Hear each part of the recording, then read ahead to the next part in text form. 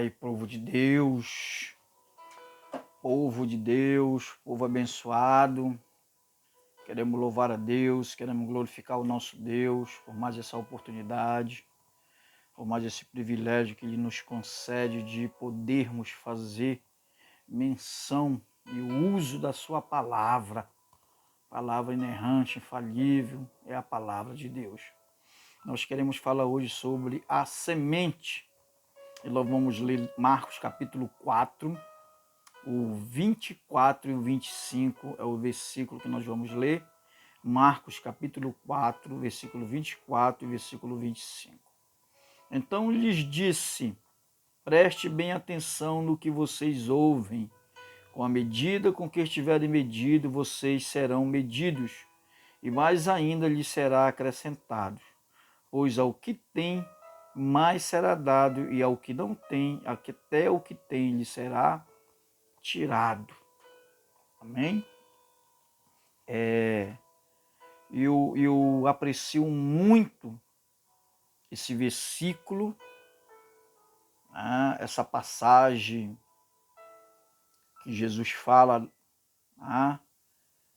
Eu gosto muito, admiro muito esse texto, porque é um texto que fala sobre vida financeira, é um texto que fala de finanças, é um texto que agrega, a gente pode agregar na vida financeira de uma forma muito abrangente na nossa vida espiritual. Só quem é espiritual consegue entender, consegue compreender o sentido da palavra de Deus, daquilo que a palavra de Deus quer nos mostrar, quer nos ensinar. Tá? E presta atenção, quando Marcos está narrando os fatos do capítulo 4, que ele está falando da parábola do semeador, está falando da parábola do semeador, a Bíblia diz, presta atenção, a Bíblia diz que uma grande multidão se reuniu em volta de Jesus. Uma grande multidão, muitas pessoas se reuniu em volta de Jesus. De modo que ele entra no barco, onde se assentou, afastando-se da praia. E todo o povo estava à beira-mar na praia. Olha só. Assim ensinava-lhes muitas coisas por parábolas. E durante o seu ensino dizia: eu aprecio muito a questão do ensinamento, a questão do aprendizado. Durante o ministério de Jesus, Jesus deu muita prioridade ao ensinamento. Raramente você vai ver Jesus pregando, raramente você vai ver Jesus expulsando demônios, curando. Isso foi consequência do ministério que Jesus teve. Isso foi consequência, todos os outros ministérios sendo exercidos por Jesus, foi consequência do ministério de ensino. Jesus valorizava o ensino. Jesus valorizava o ensinamento, o aprendizado. Que isso que falta para muitas igrejas hoje é o ensinamento, porque muitos pastores eles querem pregar, eles querem gritar, eles querem fazer longas pregações, fazer longos discursos, muitas vezes com aquele pulo, com aquelas danças, com aquele giratório todo, com aquela movimentação toda. Eu creio nos dons espirituais, eu acredito no mover do Espírito Santo, eu acredito no agir de Deus dentro da igreja, mas a Bíblia diz que a gente tem que ser, o nosso culto é racional. O culto não é emocional, o culto é racional. Nós não devemos, como pregadores, levar as pessoas ao emocionalismo, e sim levar as pessoas à razão, a pensar, a raciocinar, a averiguar se aquilo que eles estão fazendo é errado ou não. Devemos dar sentido às pregações, aos ensinamentos, que foi a base do ministério de Jesus. O ensino. Muitas vezes você vai ver Jesus ensinando o povo em vez de estar pregando. E falta muito no nosso Brasil mestres. O Brasil tem poucos mestres. O Brasil tem poucos pastores que ensinam a palavra de Deus. Nós temos pastores de pregação, de conferência. Não temos pastores de ensino da palavra de Deus. Essa aqui é a verdade. Então o povo sentou ali para ouvir os ensinamentos de Jesus. Você já se perguntou por que a Bíblia não chama de alunos? Você já se perguntou por que a Bíblia não trata de aluno e sim de discípulo? Interessante isso, né? Você já se perguntou por que não trata de aluno? Por que a Bíblia não chama, por que Jesus não chama os discípulos de aluno? E sim de discípulos, depois Jesus vai chamar ele de apóstolos. Porque aluno tem uma definição de alguém que não tem luz. Aluno tem uma definição de que ele não brilha, ele vive na escuridão. Diferente de Jesus, que valoriza a pessoa, valoriza o ser humano, Jesus não chama de aluno, Jesus chama de discípulo. Ou seja, discípulo é alguém que aprende, alguém que é ensinado, está sendo treinado, está sendo preparado para algo maior lá na frente. Então nós somos discípulos, nós não somos alunos.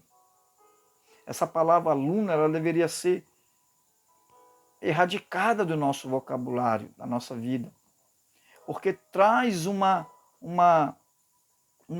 preconceito, traz uma forma de que as pessoas não vão conseguir. É como se fosse uma maldição na vida dessas pessoas.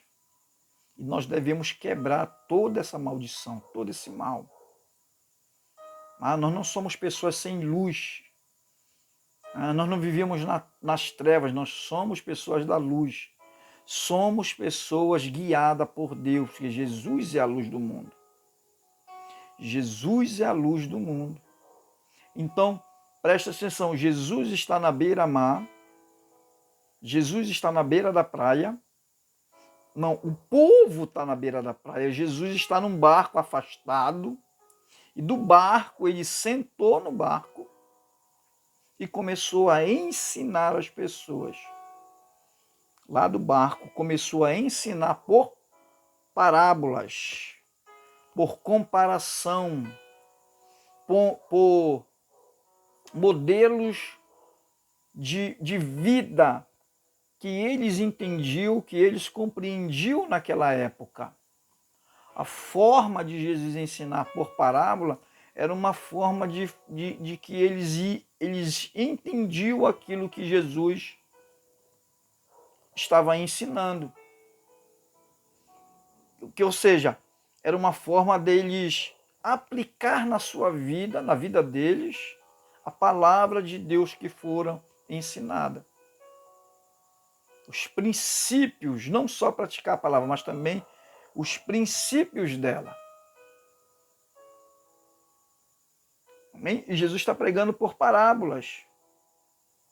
Está ensinando por parábolas. Ele diz assim, ó, escutem, eis que o semeador saiu a semear.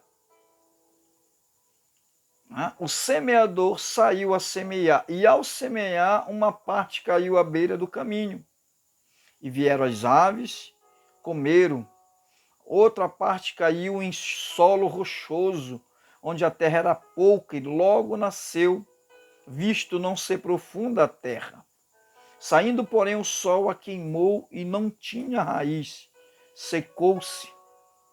Outra parte caiu entre os espinhos, e os espinhos cresceram e a sufocaram, e não deu fruto. Outra, enfim, caiu em boa terra, e deu fruto, e a semente brotou.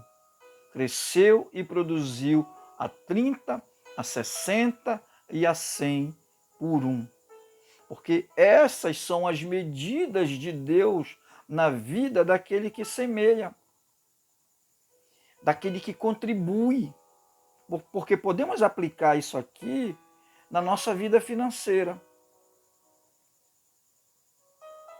A nossa prioridade é que agrada a Deus, é que chama a atenção de Deus.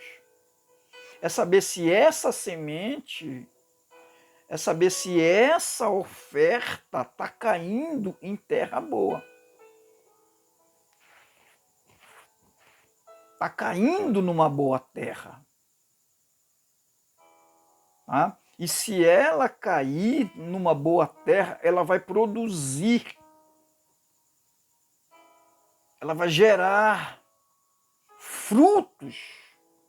Ela vai gerar bênçãos na nossa vida. Tá? É 30, 60 e 100 por um.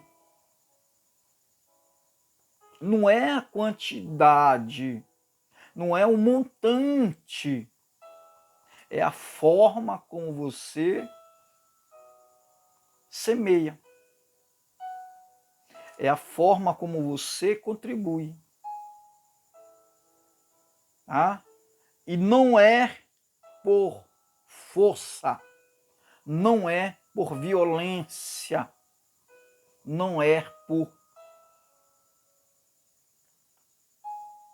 meios de forçar, de fazer a pessoa contribuir. Não. É quando ela dá ouvidos à palavra de Deus. Que olha que Jesus disse. Jesus acrescentou no versículo 9. Quem tem ouvidos para ouvir, ouça. Ou seja, são aqueles, a semente só vai dar resultado na vida daquele que ouve, que dá ouvido à palavra de Deus. Amém? Amém, queridos? Aqueles que dão ouvidos à palavra de Deus.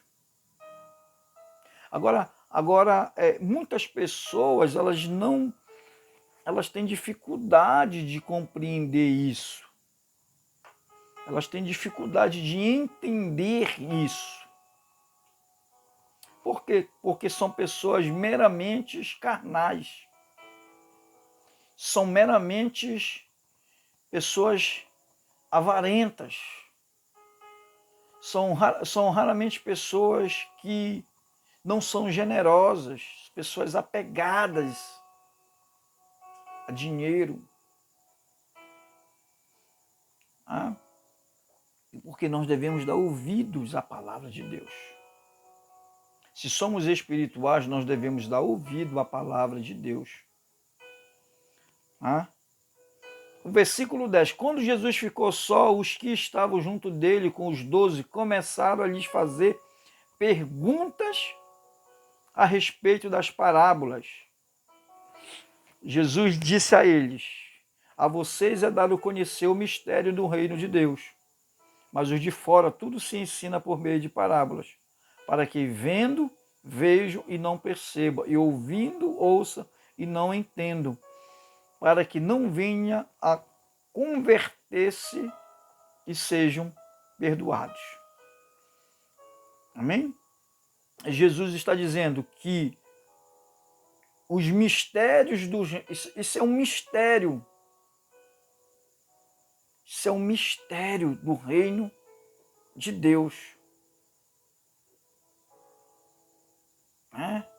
Que as pessoas que estão fora do reino de Deus, elas não entendem esse mistério. Só aqueles que estão próximos de Jesus. Então Jesus lhes perguntou: se vocês não entendem esta parábola, como compreenderão todas as outras? Aí ele vai explicar a parábola. O semeador semeia a palavra. Estes são os da beira do caminho, onde a palavra é semeada. Quando a ouve, logo Satanás vem e tira a palavra semeada deles. Ou seja, o único que pode roubar a tua semente é Satanás. É o único que interfere na tua distribuição de semente. Satanás, ele não quer ver o teu bem. Satanás, ele não quer ver você prosperar. Satanás não quer ver você prosperando, sendo abençoado e contribuindo na obra de Deus. Satanás não quer. Ele odeia isso. Ele odeia a expansão do reino de Deus na terra. Satanás quer impedir que as pessoas contribuam na obra de Deus. Satanás quer impedir que as pessoas deixem de semear e deixem de colher 30, 60 e 100 por um. Satanás é o único que tenta te travar, que tenta te paralisar. Né? Não deixe que Satanás roube a palavra que foi semeada no teu coração. Não deixe que Satanás coloque dúvida no teu coração com relação à semente, com relação a semeter e a colheita, porque você vai colher numa terra boa. Amém? Mas eles não têm raiz. Estes são os semeadores em solo rochoso, os quais, ouvindo a palavra, logo a recebem com alegria, mas eles não têm raiz em si mesmo, sendo de pouca duração. Quando chega a angústia ou a perseguição por causa da palavra, logo se escandalizam. Os outros, os semeados entre os espinhos, são os que ouvem a palavra, mas as preocupações deste mundo, a fascinação da riqueza e outras ambições aparecem, sufocam a palavra. E ela fica infrutífera. Os que foram semeados em boa terra são aqueles que ouvem a palavra e a recebem frutificando a 30, a 60 e a 100 por um. Muitas pessoas, o que Jesus está dizendo, que muitas pessoas não estão semeando e não estão recebendo por causa com as preocupações do mundo. Muitas pessoas não estão semeando por causa das preocupações do mundo, ou seja, o meu filho está estudando num colégio pago, eu não posso dizimar, não posso ofertar por causa disso. Mas a pessoa gasta dinheiro com tantas outras coisas e não prioriza o reino de Deus. E não prioriza a semente. As preocupações do mundo. As pessoas gastam o seu dinheiro com aquilo que não satisfaz, com aquilo que não é pão, e elas não percebem que Satanás está envolvido nisso. Muitas pessoas estão crentes gastando o seu dinheiro com futebol, assistindo jogo de futebol, de Remo, de Paysandu, aqui em Belém, que eu sei, que eu já vi. Pessoas que não ofertam, que não semeiam, mas gastam dinheiro com outras coisas. Por quê? Porque Satanás vem e paralisa e traga as pessoas. Satanás faz isso na vida também até do crente. Ah? Então, o que Deus quer nesse tempo do fim, nessa questão de semear? Ele quer nos abençoar. Abençoar para abençoar. Quando eu sou abençoado, eu abençoo, eu honro. Eu sou generoso, porque a Bíblia diz que o generoso, a alma generosa prosperará. A alma generosa prosperará. Versículo 21 diz assim, Jesus também lhe disse, será que alguém traz uma lamparina para que seja colocada debaixo de um cesto? Ou da cama?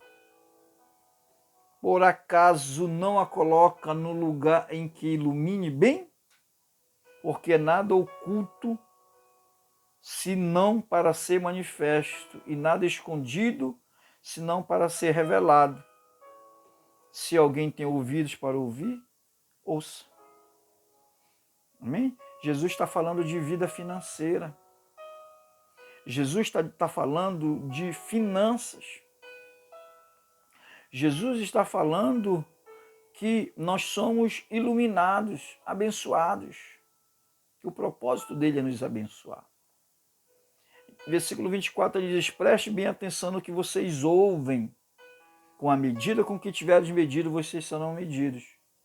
Na forma como você apresenta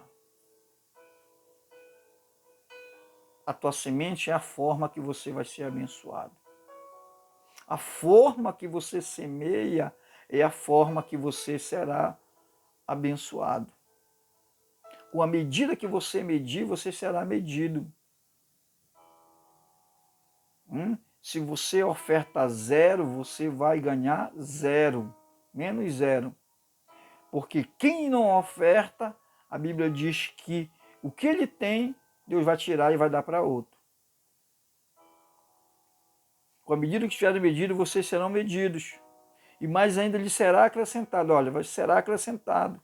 Pois ao que tem, mais será dado. E ao que não tem, até o que tem lhe será tirado. Ou seja, quem não semeia, o cristão que não semeia, ele perde muito. Por quê? Porque Deus tira dele e dá para outro que semeia. Essa é a conduta do cristão. Essa é a conduta do verdadeiro cristão. Semear. O paradoxo deste versículo reforça o ponto principal do versículo anterior. Versículo 24 e versículo 25, que nós lemos. A pessoa que acolhe o reino e a presença de Deus será dado, mais dos frutos planejados por Deus. E aquele que confia nos seus próprios recursos, sem receber a palavra, ao que não tem, perderá inclusive isso, até o que tem lhe será tirado.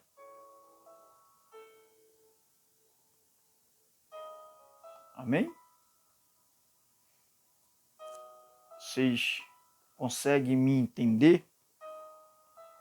O meu ponto de vista?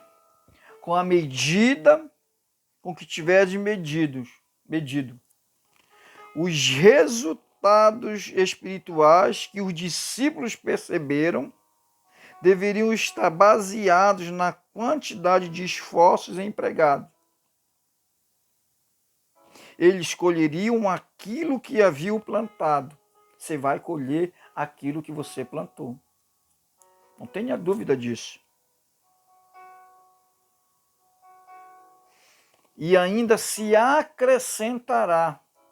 Você vai colher o que você plantou e você vai, e ainda tem mais, vai ser acrescentado mais na sua vida. Você lembra de Isaac? A Bíblia diz que Isaac semeou numa terra seca, árida, e colheu num tempo de crise, 100 por 1. Colheu numa terra seca, 100 por 1. As pessoas de lá daquele lugar ficaram com inveja de Isaac, tamparam os poços de Isaac. Por quê? Porque ele confiou em Deus, confiou na palavra de Deus, confiou na promessa. Isso é fé, isso é ser espiritual. Oferta, quando você oferta, quando você dizima, você declara que você é espiritual. Quando você deixa de praticar isso, você está dizendo que você é carnal, não acredita na palavra de Deus. E ainda se acrescentará, né? Aquele que aprendeu a verdade espiritual e aplicou diligentemente, receberá ainda mais verdade para ser fielmente aplicada. Amém, queridos? Que é isso que o nosso Deus, é isso que o nosso Senhor, Ele quer. Que nós o honramos com as nossas ofertas, com os nossos dízimos. Por quê? Porque honra é um princípio de conduta de uma pessoa que se comporta de modo virtuoso, corajoso, honesto. Amém? E foi Deus que mandou trazer as ofertas para o templo. Foi Deus que mandou. É ordem de Deus. Eu vou ler aqui para você, Êxodo 35. Foi Deus que mandou trazer ofertas para o templo. Êxodo 35, do 4 ao 9. Diz assim, ó, disse mais Moisés a toda a congregação dos filhos de Israel, essa é a palavra que o Senhor ordenou, dizendo, tomai do que tendes uma oferta para o Senhor. Tá? Cada um de coração disposto, voluntariamente atrará por oferta ao Senhor ouro, prata, bronze, estofo azul, púrpura, carmesim, linho fino, pelos de cabra, peles de carneiro, tintas de vermelho, peles finas, madeira de acácia, azeite para iluminação, especiaria para o óleo da unção e para o incenso aromático, pedras de ônix e pedras de engaste para a história sacerdotal e para o peitoral. É ordem de Deus. Essa é a ordem de Deus. Agora você quer ver a prontidão do povo em trazer a oferta? Vamos lá, versículo 20. 20 ao 29, olha, a prontidão do povo em trazer oferta. Então toda a congregação dos filhos de Israel saiu da presença de Moisés e veio todo homem cujo coração moveu e cujo espírito o impeliu e trouxe a oferta ao Senhor para a obra da tenda da congregação. Toda pessoa que oferta, que dizima, ele é espiritual, ele não é carnal. Por quê? Porque ele entende a palavra de Deus. Ele entende os ensinamentos, ele entende que é ordem de Deus. Tá? Moveu e cujo espírito impeliu e trouxe a oferta ao Senhor para a obra da tenda da congregação e para todo o seu serviço e para as vestes sagradas. Vieram homens, mulheres, todos dispostos de coração. Trouxeram fivelas, pendentes, anéis, braceletes, todos os objetos de ouro. Todo homem fazia oferta de ouro ao Senhor. E todo homem possuidor de estofo azul, púrpura, carmesim, linho fino, pelos de cabra, pele de carneiro, tinta de vermelho e peles de animais marinhos traziam. Todo aquele que fazia oferta de prata ou de bronze por oferta ao Senhor a trazia, e todo possuidor de madeira de acácia para toda a obra do serviço a trazia. Todas as mulheres hábeis traziam o que por suas próprias mãos tinham fiado, estofo azul, púrpura, carmesim e linho fino. Todas as mulheres cujo coração moveu em habilidade fiavam os pelos de cabra, Os príncipes traziam pedras de ônix, pedras de engaste, para a estola sacerdotal e para o peitoral. Amém? Os aromatas, o azeite para iluminação, e para o óleo da unção, e para o incenso aromático, os filhos de Israel trouxeram ofertas voluntárias ao Senhor, a saber, todo homem e mulher cujo coração o dispôs para trazerem uma oferta para toda a obra que o Senhor tinha ordenado se fizesse por intermédio de Moisés. Amém? A ordem foi dada e a ordem foi cumprida. O povo trouxe, o povo entendeu, o povo contribuiu. Né? E olha o que aconteceu depois disso. Moisés entrega aos obreiros a oferta do povo. 36, 2. Moisés chamou a Bezalel e a Oliabe e a todo homem hábil em cujo coração o Senhor tinha posto sabedoria, isto é, a todo homem cujo coração impeliu a se chegar à obra para fazê-la. Estes receberam de Moisés todas as ofertas que os filhos de Israel haviam trazido para a obra do serviço do santuário, para fazê-la, e ainda a cada manhã o povo trazia a Moisés ofertas voluntárias. Então, deixando cada um a obra que fazia, vieram todos os homens sábios e se ocupavam em toda a obra do santuário, e disseram a Moisés: o povo traz muito mais do que é necessário para o serviço da obra que o Senhor ordenou se fizesse. Então ordenou Moisés, e a ordem foi proclamada no arraial, dizendo: nenhum homem ou mulher faça mais obra alguma para a oferta do santuário. Assim o povo foi proibido de trazer mais, porque o material que tinha era suficiente, era toda a obra que se devia fazer e ainda sobrava. Amém? Quando entendermos isso, meu irmão, meus irmãos, as nossas igrejas serão muito, muito abençoadas por Deus. Por quê? Porque deve entrar mais oferta na igreja do que dízimo. Se constrói igreja com oferta, não com dízimo. Se faz reforma na igreja com ofertas, não com dízimo. Ofertas é sinônimo de prosperidade. É bênção de Deus para a nossa vida. É o agir de Deus na nossa vida para mudar a nossa vida financeira, para mudar as nossas ações, nossas atitudes, para mudar tudo de forma da qual Deus quer que a gente seja abençoado. Amém? Que Deus possa te abençoar. Espero que você tenha compreendido, tenha entendido a palavra de Deus, em nome de Jesus. Amém?